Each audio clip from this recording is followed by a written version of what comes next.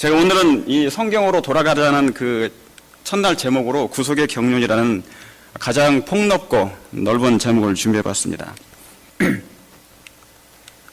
먼저 요한복음 5장 39절에 우리 한번 다 같이 읽어보겠습니까? 예, 다 같이 요한복음 5장 39절 시작. 너희가 성경에서 영생을 얻는 줄 생각하고 성경을 상고하거니와 이 성경이 곧 나에 대하여 증거하는 것이로다. 예, 이 성경에서 뭐를 얻는 줄 생각하고요? 영생을 얻는 줄 생각하고. 여러분 영생 얻기를 원하십니까? 예, 정말 그 마음의 깊은 소망이 그것입니까? 예, 그럼 뭐 하라고요? 성경을 상고하거니와 성경이 곧 누구에 대해서요? 예, 예수님에 대해서 증거하는 것이라고 했어요. 여러분 에덴 동산에 나무가 2개 있었죠? 어떤 나무였습니까? 생명나무와 선악을 알게 하는 나무가 있었어요. 그 생명나무의 열매를 먹게 되면 사람이 뭐 하게 됐어요? 영생을 얻게 됐습니다. 그런데 죄로 말미암아서 그 생명나무의 열매를 따먹지 못하게 됐습니다. 그래서 이제 하나님께서 뭐예요? 이 땅에 오셔가지고 당신이 생명나무가 되신 거예요. 그렇죠? 예. 그래서 원하는 자는 그걸 따먹으면 어떻게 된다고요? 영생을 얻는 것입니다. 예. 여러분 성경은 무슨 이야기입니까? 사랑 얘기죠, 그죠? 예, 사랑. 그것도 누구의 사랑입니까? 예, 하나님의 사랑이에요. 하나님의 사랑. 여러분 하나님의 사랑은 세월이 흘러도 변해요, 안 변해요? 안 변합니다. 하나님의 사랑은 세월이 흘러도 변하지 않습니다. 아니 더 증가해요. 마치 뭡니까? 영원한 세월 동안 이 하나님의 끊임없는 사랑이 블랙홀처럼 빠져 들어가는 것처럼 빠져 들어갈 수 있는 것입니다. 그래서 뭐가 필요하냐면 영생이 그래서 필요한 것입니다. 영원한 세월 동안에 하나님의 사랑을 영원히 배우기 때문에 그 사랑에 빠져들어야 되기 때문에 영생이 필요한 것입니다. 그래서 하나님의 사랑은 정말 세월이 가도 변하지가 않는 것입니다. 그런데 여러분 부모가 자식을 사랑한 그 사랑은 변해요, 안 변해요? 예, 안 변해야죠, 그죠? 안 변해요. 근데 말세가 되니까 이 부모가 자식을 향한 그 사랑이 조금 변하는 듯 합니까? 어떻습니까? 예, 원래 죄가 들어와서 깨지긴 깨졌어요. 하나님의 율법이 깨지긴 깨졌는데 자식이 부모를 향한 사랑은 깨졌는데 부모가 자식을 사랑하는 것은 깨지지 않았었어요. 근데 마지막 말세가 되니까, 마지막 때가 되니까 그것마저도 뭐 하게 됩니까? 깨져가고 있는 것입니다. 그래서 스마트폰, 새 아이폰을 사기 위해서 자기 자식을 인신매매해버리는, 보험금 타먹기 위해서 자기 자식을 가스레인지에 넣어가지고 죽이는 사건들. 그런데 이게 이 세상 일뿐만 아니라 하나님의 성령이 거두어지면 구약의 이스라엘 백성의 역사 속에서도 그 나왔습니다. 부모가 자식이 부모를 잡아먹는 일들 많이 있었습니다. 그러나 하나님의 사랑은 뭐예요? 인간의 사랑은 변해도 하나님의 사랑은 변하지 않는 것입니다. 여러분 사랑이란 단어가 항상 붙어 다니는 그 단어가 뭐죠? 사랑과 함께 있어야 되는 단어. 예, 제가 금방 말씀드린 것처럼 함께라는 단어입니다. 사랑은 항상 뭐 해야 돼요? 함께 있어야 되는 거예요. 사랑은 함께 있어야 돼요. 함께 하지 않는 사랑은 사랑이 아닌 것이에요. 그래서 여러분 성경 얘기는 뭐냐면 함께 있고 싶은 하나님의 사랑인 것입니다. 함께 있고 싶은. 그것을 여러분 성경을 2자로 얘기하면 사랑인데 4자로 얘기하면 뭘까요? 제가 금방 사랑을 항상 뭐 해야 된다고요? 함께 있고 싶어하는. 그걸 4자로 늘리면 뭡니까? 마태복음 1장 23절에 나오는데 그 뭐예요? 하나님이 우리와 함께 하십니다. 임마누엘이에요. 임마누엘. 하나님이 우리와 함께. 그러니까 함께하지 않는 사랑은 사랑이 아닌데 사랑은 항상 함께 있어야 되는 것입니다. 여러분 아담이 범죄하자마자 하나님이 어디에 내려오셨어요? 에덴에 내려오셨어요. 아담아 네가 어디 있느냐 그랬어요. 이걸 무슨 사랑이냐면 내리사랑이라고 그럽니다. 사랑은 하늘부터 내려온 것이에요. 누구로부터요? 하나님께로부터 내려온 것입니다. 끊임없이 인류의 후손이 번성하면서 이 사랑은 계속 내려오고 있는 것입니다. 그래서 뭡니까? 성소를 왜 진 것입니까? 자, 성소를 왜 져요? 하나님께서 함께 하시고자 한 것입니다. 왜 예수님께서 육체로 이 땅에 인성을 취하신 것입니까? 뭐 하시고자? 함께 그 옆에서 살고 싶어서 그런 것입니다. 그런데 예수님이 승천하셔요. 부활하시고 나서. 승천하신 다음에 누구를 보내시는 것입니까? 성령을 보내셔요. 왜요? 이제 옆에 있는 것도 안 돼요. 이스라엘 민족에게만 있으면 안 되지 않습니까? 저 다른 민족 온 세상 가운데 당신을 원하는 사람에게 다 그분이 함께 있기를 원하시는 것입니다. 그래서 성령을 보내셔서 아예 속에 들어와 살아버리는 것입니다. 그게 하나님의 사랑이에요. 임마누엘 하나님. 그러므로 성경은 사랑 얘기요. 사랑은 함께 있어야 되는 것입니다. 여러분이 하나님을 사랑하면 하나님은 여러분을 데리러 이 땅에 오실 것입니다. 예. 여러분 또 성경은 무슨 이야기입니까? 여자 때문에 망한 남자 이야기예요. 여자 때문에 망한 한 남자의 이야기. 처음 들어보셨어요? 예. 그게 무슨 얘기냐면 첫 아담은 누구에 의해서 망했습니까? 예. 하와 때문에, 여자 때문에 망한 거예요.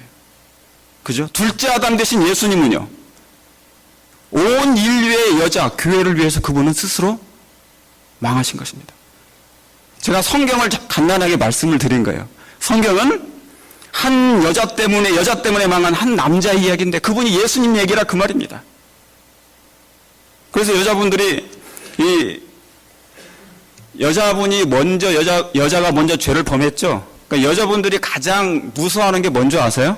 동물 중에 많이 무서워하는 것이 있는데 뱀을 많이 무서워. 그죠? 여자분이 뱀 보면 어떻습니까? 예, 기겁을 하잖아요. 그럼 남자는 뭐예요? 그걸 잡아먹으려고 그래요. 남자의 본성에는 뭐가 있는 것입니까? 그 뱀에 대한 분노가 있어요. 그래서 여러분 성경에서는 남자 하면은 예수 그리스도를 상징하는 것이에요. 예수님을 상징하는 것입니다. 자, 또 성경은 뭐냐면 두 사람 이야기입니다. 첫 아담과 둘째 아담. 첫 아담과 둘째 아담이에요. 성경은 딱 두 사람 얘기예요. 두 사람밖에 없어요, 사실은. 근데 더 정확히 말하면 한 사람 얘기입니다. 왜요? 아담의 죄로 말미암아 범했기 때문에 그는 이미 뭐예요? 살아있으나 죽은 자거든요. 그러니까 하나님 눈에 보기에는 이미 이 땅에 있는 모든 사람들은 다 없는 것처럼 죽은 것처럼 얘기하는 것입니다. 그래서 예수님께서 이 땅에 오셔가지고 뭡니까? 창조를 다시 하시는 것이에요. 없는 이 아무것도 무에서 다시 한번 재창조하신다 그 말입니다. 지구는 여러분이 아시는 것처럼 거대한 무덤이에요. 여러분 또 성경은 옷 입히는 이야기입니다. 아시는 것처럼 여러분 모든 짐승은 태어날 때 다 뭐를 입고 태어나죠? 옷을 입고 태어나요. 이 짐승들이 자라도 그 짐승들은 태어날 때 입고 있는 그 옷으로 그냥 삽니다. 그렇죠? 그래서 부끄러운지도 모르고 창피한지도 몰라요. 그런데 사람은 뭡니까? 태어날 때부터 어떻게 해요?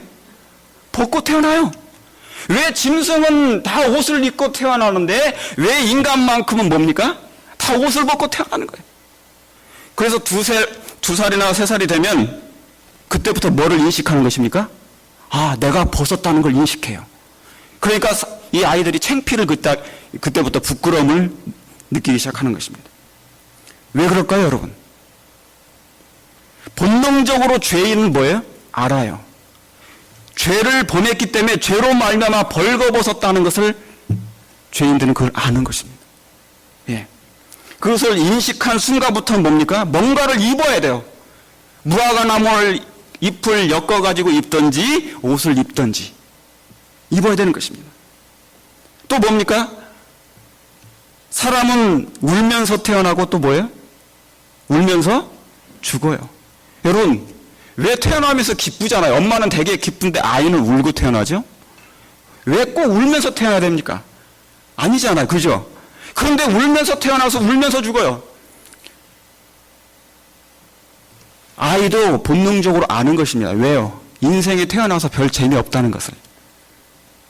인생이 슬프다는 것을 아이들도 태어나면서 아는 거죠. 가르쳐 주지 않아도 아는 것입니다. 여러분, 아이가 태어나면서 웃으면서 태어나는 아이 보셨어요? 한 명도 없어요.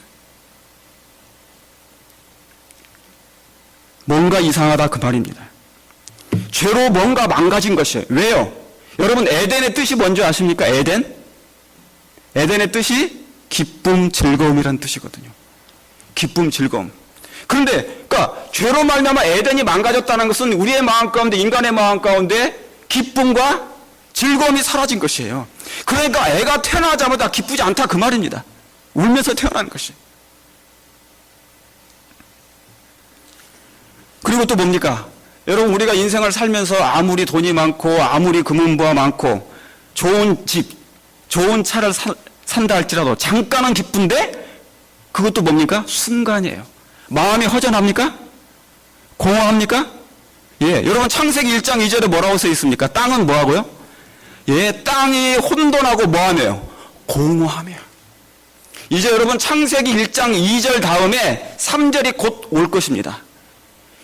이 세상 이 지구가 창조될 당시에 처음에 항상 뭐였어요? 어두웠습니다. 영적으로 굉장히 칠흑 같은 어둠이 있었습니다. 그 다음에 빛이 비추어졌어요. 예수님 초림 때도 마찬가지였습니다. 예수님이 오시기 전에 세상은 굉장히 영적으로 어두웠었습니다. 그때 예수님이 이 땅에 비추러 오신 것입니다. 이제 마지막 때도 마찬가지예요. 마지막 한 번 더 엄청난 어둠이 이 세상에 올 것입니다. 그러나 그때 예수님은 재림의 때 다시 한번 영광의 빛 대신 그분이 이 땅에 오실 것입니다. 여러분, 그래서 인간의 마음이 허전한 이유가 있어요. 공허합니다. 저도 말할 수 없을 만큼 나이는 적지만 앞으로는 있잖아요. 나이가 적든 안 적든 상관없이 마음의 공허함이 옵니다. 그게 어쩔 수 없이 오는 거예요. 이 세상 마지막 때가 되면 그런 것입니다. 왜요? 빛이 임하기 전에 그런 어둠이 있기 때문에 공허함이 오는 것입니다. 여러분, 우리가 왜 인간의 마음이 왜 이렇게 허전해요? 왜 공허합니까? 뭔가 비어 있어요. 뭐를 그리워하는 마음이 있죠? 우리 한국 사람들은 이 미국에 살면서 항상 어디가 그립습니까? 예. 저 아까 이렇게 목사님하고 이렇게 잠깐 교회 오면서 보니까 저희가 사는 동네는 이 한인타운 같은 그게 없어요. 예. 그런데 여기 보니까 한국 같은 정서가 그대로 묻어 있더라고요. 그래서 마음이 이렇게 향수가 고향을 온 듯한 그런 느낌이었습니다. 예. 여러분, 인간의 마음 가운데 뭔가를 잃어버리고 사는 것이에요. 뭘 잃어버렸어요? 마음의 본향이에요. 그래서 귀소 본능이라는 게 있습니다, 인간은. 아무리 해도 허전해요. 뭐를 내가 원하던 모든 것을 가진다 할지라도 허전한 마음이 있는 것이에요. 다 그걸 뭐를 잃어버리시냐면 고향을 잃어버려서 그런 것입니다. 고향을. 마음의 고향, 바로 그것이 에덴인 것이에요. 예수님께서 이 땅에 오셔가지고 천국은 마치 그런 말씀을 많이 하셨어요. 여러분, 우리가 생각하는 천국은 파란 하늘이 보이는 그 천국이라고 생각하지만 원래는 그렇지 않아요. 여러분, 아담에게 있어서 그의 본향은 어디입니까? 아담에게 있어서 아담은 그 본향이 어디예요? 본향이 에덴이죠. 그러므로 저와 여러분이 돌아갈 본향은 저 파란 하늘이 아니고 원래는 어디입니까? 예, 에덴이에요. 그래서 예수님이, 우리가 잠깐 예수님이 오시면 하늘 갔다가 1000년 동안 살다가 다시 어디로 돌아오는 것입니까? 예, 이 지구로 다시 돌아오는 거예요. 새 에덴이 만들어진 다음에. 그렇습니까? 예, 그런 거죠. 그러니까 우리 마음이, 저와 여러분의 마음이, 이 땅에 있는 모든 사는 사람의 그 마음이 허전한 이유는, 공허한 마음 이유는 뭔가 태초로부터 잃어버린 그 마음이 있어서 그렇습니다. 공허함이에요. 그것 때문에. 본향을 그리워하는 마음. 그게 에덴인 것입니다. 여러분, 그래서 아담은 있잖아요. 에덴 동산에서 나온 다음에 그 시대의 집을 매일 그리워하면서 살았어요. 그 시대의 집을. 그래서 성경은 여러분, 성경은 아버지 집에 돌아가는 얘기입니다. 아버지 집에 돌아가는 얘기. 본향으로 돌아가는 그런 스토리예요. 거기에 누가 계시니까? 아버지 하나님이 계시니까.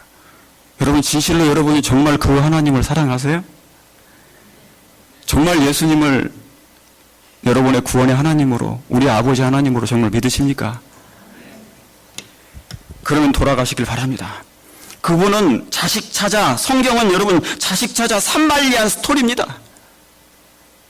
자식 찾아 산만리한 스토리. 한 부부가 있었습니다. 근데 세 아들이 있었어요. 근데 하나이는 2급 장애자였습니다.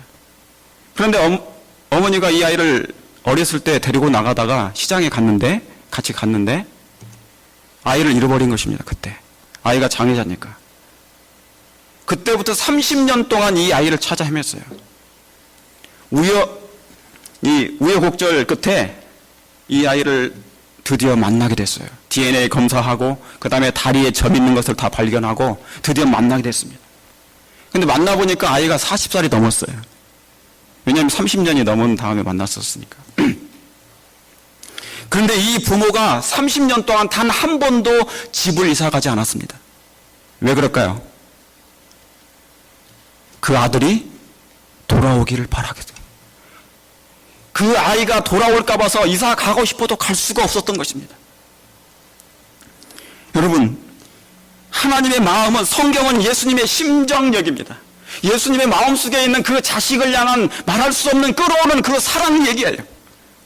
형식적인 신앙 얘기가 아니고 의식 얘기가 아니라 그 말입니다. 저와 여러분이 신앙을 아무리 어떤 그 의식적인 것을 잘한다 할지라도 마음의 그 사랑의 마음을 이해하지 못하면 그것 또한 헛된 것입니다.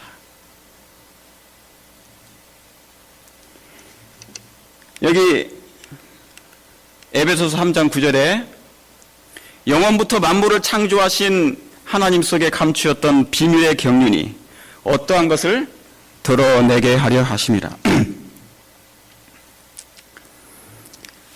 여러분, 성경의 내용의 기별은 다양하지만 특별히 구속의 경륜, 비밀의 경륜을 드러내는 말씀이에요. 비밀의 경륜이 어떠한 것을 드러내게 하려 하심이라 그랬어요. 바울에게, 그리고 하나님의 종들에게. 이 예언의 보면은요, 사도행적에 있는 말씀인데요, 복음을 전하는 목사의 일은 영원부터 만물을 창조하신 하나님 속에 감추었던 뭐를요? 비밀의 경륜이 어떠한 것을 뭐 한다고요? 드러내게 하는 것이다 그랬어요. 그래서 여러분, 성경의 가장 핵심적인 기별은 바로 구속의 경륜을 드러내는 것입니다. 이 기별은 하나님의 뜻을 이루는 것이요, 깨어지고 잊혀진 하나님의 사랑을 마음에 다시 새기는 것입니다. 회복하는 것이에요. 여러분, 하나님의 뜻을 분명히 알 때 내가 사는 이유를 압니다. 이것이 분명치 않게 되면요, 그저 한 세상 왔다가 그냥 잘 먹고 잘 살다가 가는 것이에요. 여러분, 예수님은 분명히 당신의 오신 목적을 말씀하셨어요. 당신의 뜻이 아닌, 내 뜻이 아닌 누구의 뜻이요? 하나님의 뜻을 이루려고 오신 것입니다. 여러분, 이 뜻은 그리스도인에게서 하나의, 저와 여러분에게 있어서 하나의 나침반입니다. 내비게이션이에요. 가장 중요한 것입니다. 이 말씀을 이해하게 될 때 내가 어떻게 살 방향을 정하게 됩니다. 그러므로 구속의 경륜은 가장 중요한 기별 중에 하나인 것입니다. 여러분, 이 철새들이 수천 마리가 이렇게 하늘에서 날아가는데 어느 목적지를 향해서 수천 마리를 질서 정연하게 날아가는 것은 그냥 날아가는 게 아니고 분명한 목적과 뜻이 있습니다. 그런 것처럼 구속의 경륜, 하나님의 뜻은 내가 살아가는 이유와 방향을 정확하게 알려줍니다. 그저 도덕적으로 착하게 살아가는 것이 하나님의 뜻이 아니라, 그것만이 전부가 아니라 그 말입니다. 예수님은 이 뜻대로 오셨어요. 그리고 이 뜻을 이루셨고 지금도 그 뜻을 이루시고 계시는 것입니다. 여러분도 그걸 공감하시죠? 예. 여러분, 그래서 구속의 경륜은 너무 조급하거나 지체하는 법이 없습니다. 하나님의 뜻은 정하신 때, 정하신 하나님의 방법으로 분명히 이루실 것입니다. 여러분이 그걸 믿게 될 때, 믿으시게 될 때 하나님의 말씀은 이루어져요. 내가 세상 일에 몰두할 때도 여전히 하나님의 뜻은 지금도 성취되고 있다, 그 말입니다. 내가 진리에 대해서 무관심해도 하나님의 말씀은 예언의 성취에 따라, 말씀에 따라 성취되고 있다, 그 말입니다. 그러므로 이 은혜 기간을 등한히 여기지 않게 되기를 간절히 바랍니다. 여기 이사야서 14장 12절에 너 아침의 아들 계명성이 어찌 그리 하늘에서 떨어졌으며 너 열국을 엎은 자여 어찌 그리 땅에 찍혔는고. 여러분, 이 말씀은 아시는 것처럼 뭐예요? 누굴 상징하는 것입니까? 예, 사단의 타락을 상징하는 것입니다. 여기 뭐가 나오냐면 특별히 아침의 아들 계명성이 나옵니다. 여러분, 계명성은 다른 말로 여기 영어로 보면 모닝스타라고 나와 있습니다. 금성이죠. 가장 새벽에 먼저 뜨는 별이에요. 계명성. 그런데 이것을 뭐라고요? 새벽별이라고 합니다. 새벽별. 여러분, 새별은 누굴 상징하는 것입니까? 누굴 상징해요? 예수님을 상징하는 것이죠. 그렇죠. 예수님을 상징해요. 그런데 킹제임스 버전에서는 이 말씀을 뭐라고 하냐면 이 계명성을 여기 나오죠. 예, 루시퍼라고 나옵니다. 루시퍼라고. 그러니까 뭡니까? 예, 계명성은 샛별이 있는데 그도 원래는 뭐예요? 가장 찬란한 별 중에 하나였습니다. 그러나 그가 죄를 범함으로 말미암아 그가 사단이 된 것이죠. 여러분, 루스벨의 뜻이 무엇입니까? 혹시 아세요? 루스벨의 뜻? 예, 빛을 가진 자입니다. 빛을 가진 자. 여러분, 좋은 이름입니까? 참 좋은 이름이죠. 예. 근데 여러분, 루스벨은 빛을 가진 자일 뿐이지 자기가 빛을 만든 사람이 아니에요. 천사가 아니에요. 빛을 준 자는 누굽니까? 하나님이에요. 근데 사단은 그 빛의 원본이 되려고 했던 것입니다. 자신이 빛의 원본이 되려고 했던 것이에요. 여러분, 빛을 가진 자가 빛을 버리면 그는 바로 사단으로 전락하는 겁니다. 사단의 뜻은 뭐냐면 대적하는 자 뜻입니다. 루스벨은 뜻은 빛을 가진 자요. 사단은 대적하는 자예요. 그래서 여러분, 이 빛이 뭐냐면 아시는 것처럼 생명입니다. 여러분, 저와 여러분도 빛을 가진 자입니까? 빛을 가진 자죠? 예, 빛을 가졌어요. 그런데 이 빛은 생명인데 곧 그분의 품성을 나타내는 것입니다. 뭐라고요? 그분의 품성을 나타내는 것입니다. 예. 여러분, 빛은 반사하죠? 그러면 품성도 반사해야 됩니까? 품성도 반사해야 됩니다. 품성도 반사해야 돼요. 그 뜻을 얘기합니다. 이 말씀을 제가 왜 드리냐면 루스벨은 뭐를 가졌습니까? 빛을 가진 자였어. 그 말은 빛을 가진 자는 분명히 그의 품성을 반사했어야 된다, 그 말입니다. 그런데 그는 하나님의 품성을 어떻게 했습니까? 왜곡했습니다. 그는 하나님의 품성을 왜곡시키고 오해시켰습니다. 자, 여러분, 지금부터 사실 이 구속의 경륜이 이제 제가 여기서부터가 중요해요. 왜냐하면 구속의 경륜이 왜 이렇게 길어졌으며 왜 이 세상에 악이 존재하는지를 이제 설명하는 것이에요. 하나님께서 왜 이런 일이 생기는 것인지.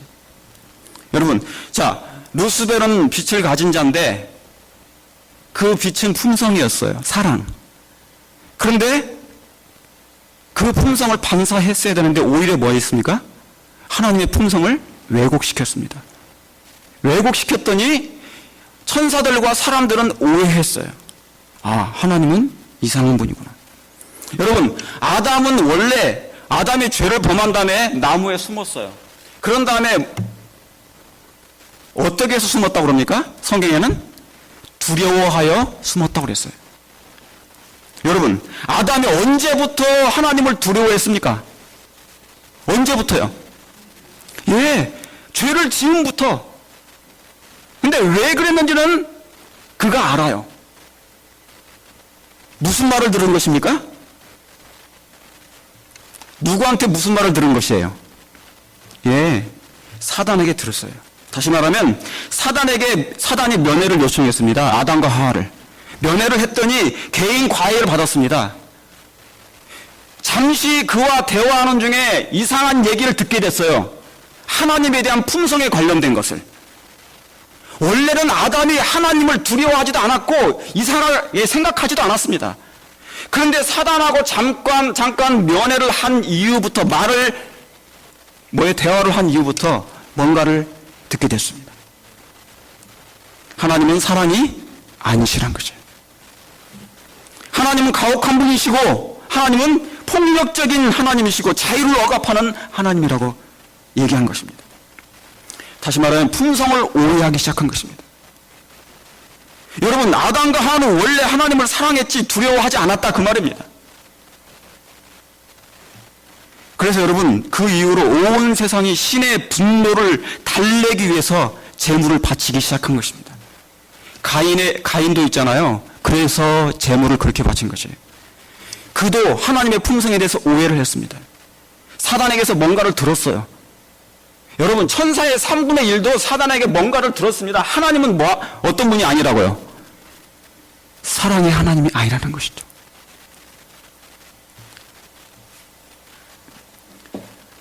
여러분, 이 세상은 이해 대신에 오해가 만연한 시대가 됐습니다. 진실 대신에 왜곡이 편만한 시대가 됐어요. 같은 한국말인데 오해해요. 귀가 두 개잖아요. 그죠? 하나는 이해, 하나는 오해로 되어버리는 세상이 된 것입니다. 여러분, 무슨 잘못된 일만 생기면 하나님을 원망할 수 있습니까? 예, 원망을 하죠. 어느 구두자가 안식일에 교회를 방문했어요. 안식일 날 컵만 먹고 우리 교회를 방문을 했는데 하필 그날 예배를 끝나고 돌아가는 길에 지갑을 잃어버린 것입니다. 그분이 뭐라 그래요? 내가 교회만 안 왔어도 이런 일이 안 생겼을 건데 왜 내가 이 교회에 와가지고 지갑을 잃어버렸다는 것이죠. 어디가 아파도 하나님의 원망, 사업이 안 돼도 하나님의 탓. 여러분, 이것은 내가 부주의해서 생긴 것이지 하나님이 잘못한 게 아니거든요. 그렇죠? 여러분, 이런 일은 하나님이 하신 게 아니고 내가 잘못한 것 뿐만 아니라 사단이 개입한 것이에요. 그런데 모든 잘못된 일은 사단이 다 빠져버리고 누가요? 하나님께만 그 모든 원망을 돌린다 그 말입니다. 그게 누구 때문에 그런 것입니까? 사단에 의해서 왜곡된 하나님의 품성. 하나님은 사랑이었는데 하나님은 사랑의 품성이 아니라는 것입니다. 두려워서 하나님을 섬기게 되는 것이죠. 만약에 내가 교회를 안 나가면 벌 받을까봐, 혹시 하나님이 나에게 액땜을 줄까봐 두려워서. 우리 한국 사람들은 원래 또 이렇게 미신적인 신앙이 많거든요. 그런 게 많아요. 여기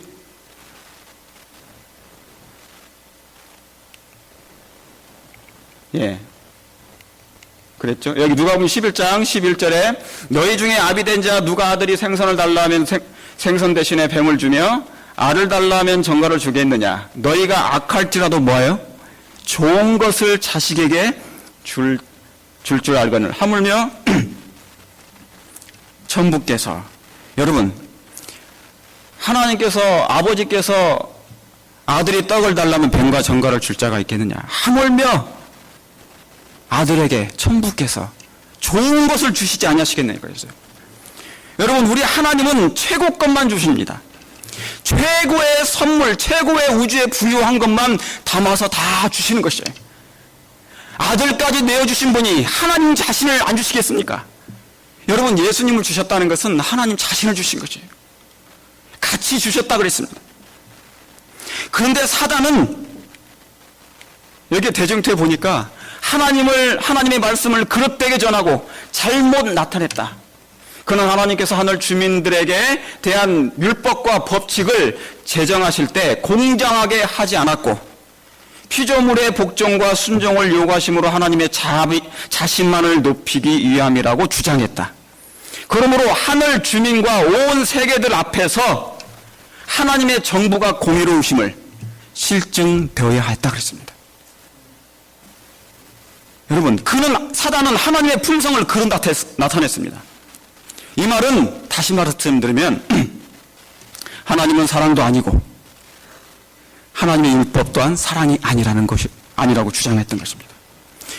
여러분, 그래서 어쩔 수 없이 하나님은 온 우주 세계 거민들 앞에 사단의 주장이 사실이 아님을 입증하고 증명해야 될 것입니다. 이 문제예요. 여기 또 나오나요? 예.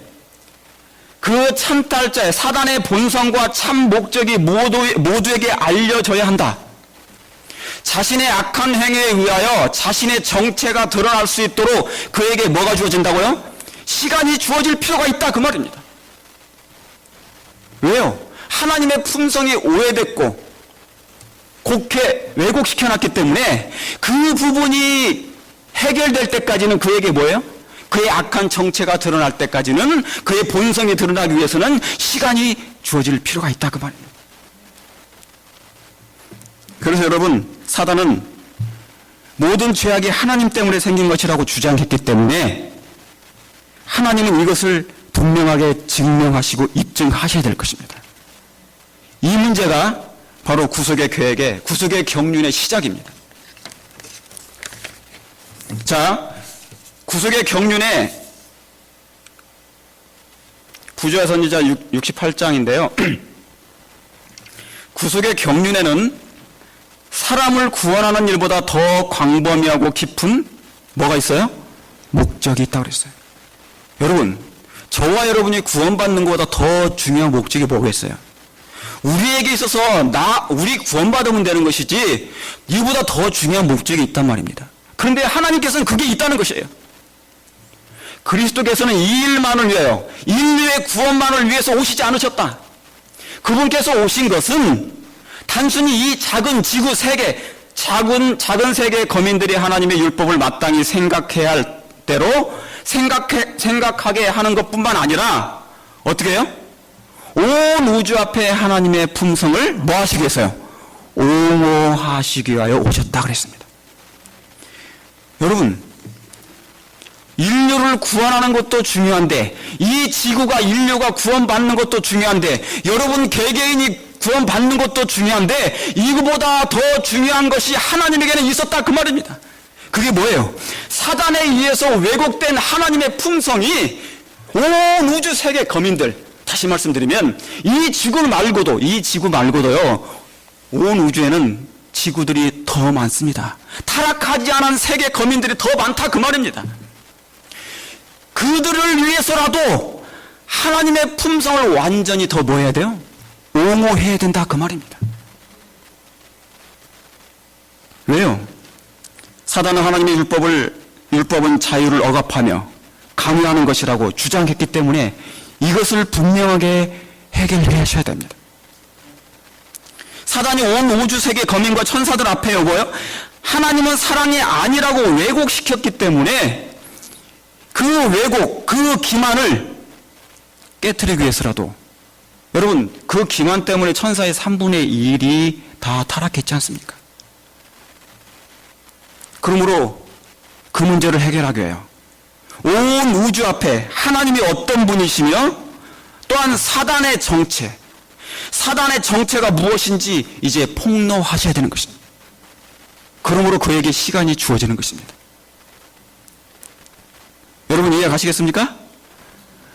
구속의 경륜은 인류를 구원하는 것 이상으로 하나님의 품성을 옹호하는 것이 가장 중요한 문제였다 그 말입니다. 여러분 개인의 신앙이 굉장히 구원받는 것 너무너무 중요합니다. 그러나 하나님의 입장에서는 이보다 더 큰 중요한 것이 바로 하나님의 품성을 옹호하는 것이었어요. 왜요? 사단에 의해서 하나님의 품성이 사랑이 아니라고 해놨기 때문에, 왜곡시켰기 때문에 이제 우주 거민들은 그것을 다시 보아야 되는 것입니다. 그래서 하나님께서는 아들을 보내셔서 어떠한 모습으로요? 예, 인간으로서 증명하실 필요가 있으셨어요. 그분은 인성을 취하셔서 오신 것입니다. 인간으로서, 인자로서, 사람의 아들로서 이 문제를 이제 하나님은 사랑이심을 알려야 되는 것입니다. 모두에게. 예수님은 하나님의 품성을 드러내실 것이고, 사단은 자기의 악한 정체를 드러낼 것입니다. 여기 계시록 12장 9절에요.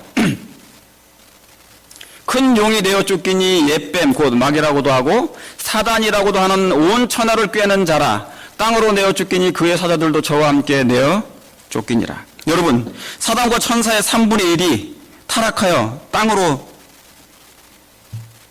내어 쫓겼습니다. 그런데 왜 하나님은 그때 바로 이 사단을 멸하지 않으셨을까요? 만약에 하나님께서 그때 사단이 타락한 다음에 바로 즉시로 멸하셨다면, 사단과 악한 천사의 3분의 1까지 다 멸하셨다면 이 지구 거민들은 타락할 이유가 있어요, 없어요? 예, 아담이 타락할 필요가 없는 것입니다. 그리고 저와 여러분도 죽을 이유도 없게 되는 것이죠. 그런데 하나님께서는 즉시 멸하시지 않으셨습니다. 왜요?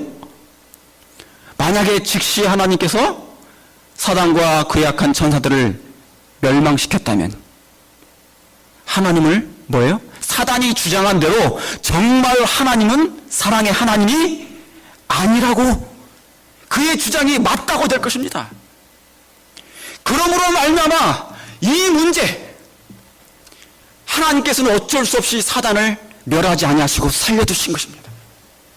그래서 그의 사단의 악한 정체가 드러날 때까지 그에게 시간이 주어지게 된 것입니다. 여러분, 그래서 있잖아요. 가인이 아벨을 죽였죠. 아벨은 죽었어요. 그런데 사실은 죽을 사람이 누굽니까? 가인이었잖아요. 그죠? 그런데 하나님께서는 그 악한 가인을 어떻게 했어요? 살려두시잖아요. 바로 이 문제 때문에 그런 것입니다. 바로 이 문제예요. 그를 멸하시지 않는 이유는 악이 성숙하도록 허락하신 것입니다. 악이 무엇임을 인류가 깨닫기를 원하는 것이에요. 그래서 하나님의 품성과 사단의 품성이 뭐예요? 완전히 차이점이 드러날 수 있도록 하나님께서 허락하시는 것입니다. 여러분 이해하시겠습니까? 예, 바로 그 문제예요. 여러분, 하나님의 그 놀라운 지혜가 말할 수 없을 만큼 지혜롭고 놀라운 것입니다. 여기 대쟁투에 보면 제가 금방 말씀드린 것이 여기 나옵니다. 사단은 처음부터 자신이 반역한 것이 아니라고 주장했다. 그러나 전 우주예요. 이 지구뿐만이 아니라 그 기만자의 정체가 폭로되는 것을 보아야 한다. 무한히 지혜로우신 하나님은 사단이 하늘에서 더 이상 머물러 있을 수 없다는 결정이 내린 후에도 그를 즉시 멸망시키지 않으셨다 그랬어요. 여러분, 저는 이 구속의 경륜이 얼마나 오묘하고 섬세한지 정말 이 말씀을 볼 때마다 이 전율이 생기는 것입니다. 이런 문제 때문에 이렇게 세상이 지속적으로 죄가 끊임없이 증거하고 성숙하는 이유를 알게 된 것입니다. 왜 하나님께서 저렇게 악한 사람을 멸하시지 않는 이유를 이제야 깨닫게 된 것이에요. 그런데 여러분, 이 일을 이루기 위해서는 뭐예요? 힘으로도 안 되는 것입니다. 폭력을 사용해서도 안 되고 명령과 강요를 해서도 안 되는 것입니다. 오직 뭐를만요? 오직 사랑으로만 가능한 것입니다. 사랑은 사랑으로만 일깨워져야 하셨기 때문에. 예, 여기도 나오죠? 하늘과 그 밖의 다른 모든 세계 주민들은 아직 죄의 본질과 결과를 깨달을 단계가 못 되었기 때문에 사단을 멸망시키는 것이 하나님의 공의를 깨달을 수가 없게 되었다 그런 것입니다. 여기 시대의 소망에도 이런 말씀이 나옵니다. 세상은 하나님에 대한 오해로 말미암아 어두워졌다. 사단의 기만적인 세력이 그래서 깨어져야 하였다. 그러므로 힘으로는 할 수 없었다. 폭력을 사용해서도 안 되었다. 왜냐하면 하나님의 정부와 배치되기 때문에. 사랑은 오직 사랑으로만 일깨워져 하셨다. 그러므로 하나님의 품성이 어떻게 해요? 하나님의 품성이 누구하고요? 사단의 품성과 대조되어 드러나야 하였다. 그런 것입니다.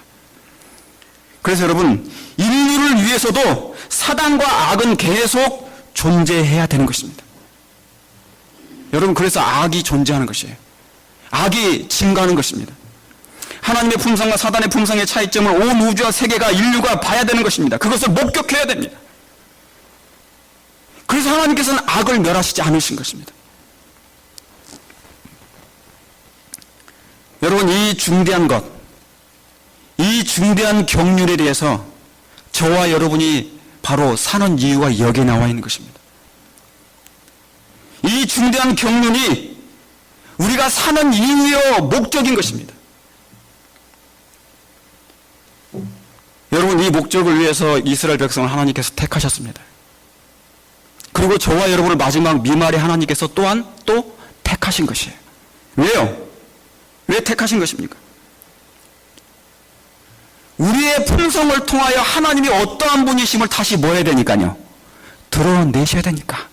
우리의 생애와 그리스도의 품성과 생애를 통해서 하나님이 어떠한 하나님인지, 사단에 의해서 왜곡된 하나님의 품성이 이제는 마지막 하나님의 백성들을 통하여 뭐예요? 하나님은 정말 사랑의 하나님이심을 보여드려야 된다, 그 말입니다.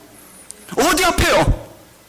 이 세상 열국뿐만 아니라 우주 거민들 앞에 정말 우리가 믿는 하나님은 그런 하나님이 아니었다는 것을 보여줘야 된다는 그 말입니다.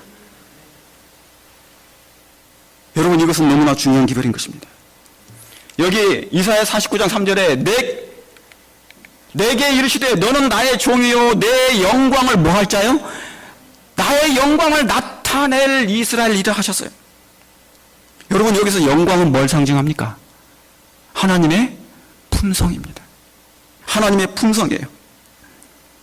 여러분, 성경에 그렇게 많이 품성 얘기가 나오는 이유가 바로 이것 때문에 그런 것입니다.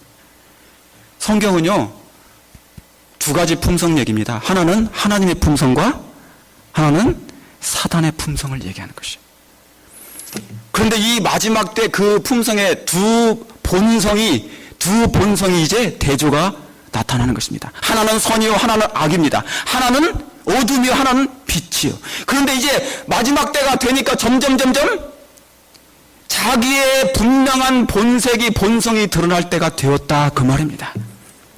그러므로 제7 안식일 예수 절임기인들은 너무너무 중요한 마지막 때 살고 있는 것입니다. 구속의 경륜은 나 하나 구원받는 것으로 만족하는 것이 아니라 그 말입니다. 장로님과 집사님들의 생애 속에서 우리 하나님의 사랑이 얼마나 품성이 아름다운 것임을 보여드려야 된다, 그 말입니다. 왜요? 이제 우리 하나님의 사랑이 사단에 의해서 왜곡됐지만 이제는 끝을 내야 되지 않겠습니까? 때가 되었으니 우리 예수님의 재림을 맞이해야 될 거 아니겠습니까? 언제까지요? 몇천 년 동안 예수님의 재림을 기다려야 된단 말입니까? 저는 내 생애, 제 생애, 우리 세대 예수님 오셨으면 좋겠습니다. 정말 그러지 않으세요? 정말 그런 소망이 가득해요. 사랑하는 성도 여러분, 에베소 4장 13절에도 장성한 분량에 이르기까지 다 그 말씀이에요. 고린도후서 4장 16절에도 겉사람은 부패됐으나 후패하나 속사람은 날로 새롭도다. 갈라디아서 4장 19절에도 너희 속에 누구의 형상이요? 하나님의 형상이 회복되기까지 내가 해산하는 수고를 하노니 그랬어요. 여러분, 전부 다 성경은 무슨 얘기냐면 품성 얘기예요. 품성 얘기. 가인도 품성이 예수님의 품성을 닮아서, 에녹도 예수님의 품성을 닮아서. 그러나 사울 왕은 예수님을 떠났던 이탈했던 사람들은 전부 다 누구의 품성을 닮아서요? 사단의 품성을 닮아서. 사랑하는 성도 여러분, 예수님은 이 일을 이루셨습니다. 십자가에서 하나님의 품성이, 하나님은 사랑이심을 그분이 보여주셨습니다. 이제 누구 차례입니까? 예, 저와 여러분의 차례입니다. 구속의 경륜은 사단에 의해서 왜곡된 하나님의 품성을 옹호하는 일입니다.